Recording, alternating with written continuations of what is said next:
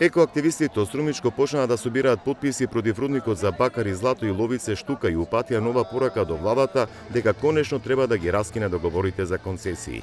За нив работата околу рудникот не е завршена, иако одлуката за спојување на концесиските подрачја е повлечена од страна на владата. Истите треба да бидат поништени, бидејќи се нелегални, вели Стојан Велков Трен од Здрава Котина. Сме свесни исто дека работата треба да се заврши до крај. Што значи тоа?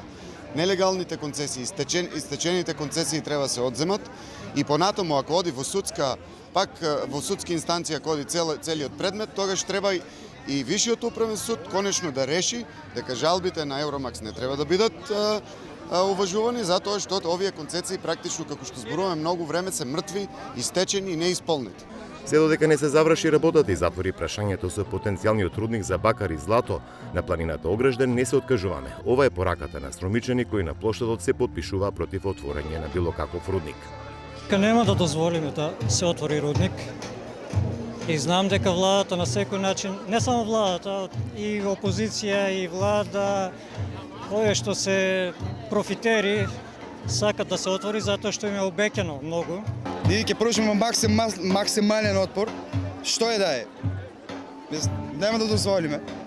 Јас тука сум роден, тука ќе живеам, тука ќе умрам. Ние граѓаните ја бираме владата и треба да го слуша нашиот глас. Се работи за општо добро на сите нас. Минатиот месец екоактивистите од Струмичко имаа протест против одлуката на владата за спојување на двете концесии за бакар и злато.